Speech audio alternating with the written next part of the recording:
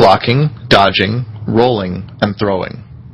To block, you can hold the L or R button. While you block, a shield appears around your character, but it shrinks over time. If you actually block an attack, it shrinks even faster. And if your shield runs out, you get guard broken, or shield broken as it's called, and the opponent can do anything he wants to you.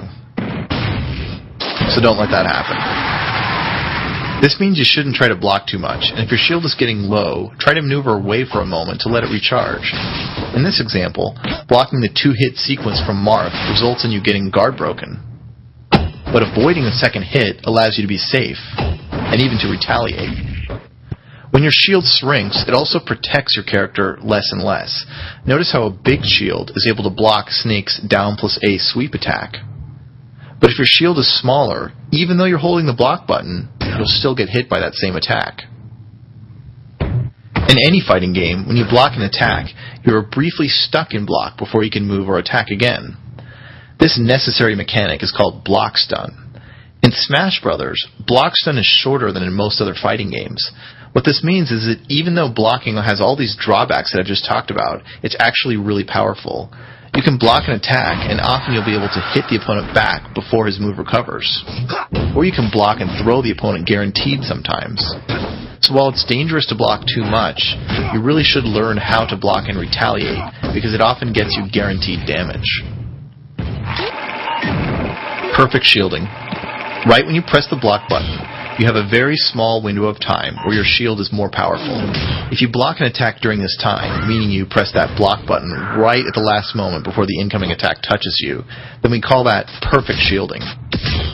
When you perfect shield an attack, your shield doesn't get smaller like it usually would, and also you're not stuck in block stun at all, so you can retaliate immediately. And finally, you don't get pushed back by the attack. Perfect shielding is similar to parrying in other fighting games. It lets you block and then hit back if you have very good timing. Watch what happens when you try to block Donkey Kong's forward smash with a normal block. You're too far away to hit him back afterwards. And now watch what happens if you perfect shield that same attack. You can't block while you're in the air, but pressing the block button in this case will cause you to do an air dodge. This makes you completely invulnerable for a short time, and it's an important option to keep in mind, because when you're trying to get back to a platform, it's one of your main ways of making it back to safety. Also note that in the previous game, Super Smash Bros. Melee, after you did an air dodge, your character entered a blinky state, where you were forced to fall and you couldn't take any other actions until you land. But in Smash Bros. Brawl, you don't have that restriction. In fact, you can air dodge, and then after the recovery period, you can even air dodge again. You can also dodge while you're on the ground. While blocking, push down on the control stick to dodge. One use of the dodge is if the enemy is coming down with a powerful attack, you can dodge to avoid it, and then hit them back while they're still recovering.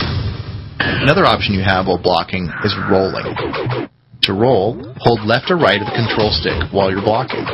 If you roll forward, you have a very brief vulnerability period at the beginning, but then most of the roll is invulnerable until the very end when it's vulnerable again. You can go through all sorts of attacks with the roll, and it lets you advance towards the enemy through projectiles or other attacks. Remember that your backwards roll starts out totally invulnerable, so it can go through Bowser's fire here at a time when a forward roll wouldn't. Throwing is our last technique from block. You can perform a throw while you're holding block, and then press the A button. You can also throw by pressing the Z button, which is a little easier because it only involves one button press instead of holding the block button and the A button. Some players like to map their throw button to either X or Y also, so it keeps it within easier reach. You can throw opponents as long as they're close enough, even if they're blocking. Once the throw connects, you have 5 different ways to finish it. You can press A multiple times to pummel them, or you can push the control stick in any of the 4 cardinal directions to get 4 more different endings to your throw. Each option has its own advantages. For example, with Ness, his back throw is powerful enough that it can kill at high percentages, but most throws can't. His down throw leads to combos, or it can also leave Ness in a good situation where the opponent must guess to either air dodge or not. If the opponent doesn't air dodge, you can hit them. They might try to air dodge to avoid it, but Ness can counter that by doing a delayed down+A attack in the air instead. Finally, Ness's forward throw pushes the opponent fairly far, so throwing them off the edge leads to a favorable position. You have to keep the terrain in mind when deciding which throw to do also. For example, Meta Knight and Kirby's up throws have a lot more killing potential if there's a platform above them. Wolf's down throw can throw the enemy off the stage at a downward angle if he's near the edge. And Donkey Kong can carry people around and throw them into obstacles. There's one throw that warrants special mention, and that's King DDD's so-called chain throw. Against 5 characters, Donkey Kong, Bowser, Mario, Luigi, and Samus, he can do a true infinite sequence with repeated down throws. It's easiest against Donkey Kong, while against Mario, you have to stick in a couple pummels each time to get the loop to work.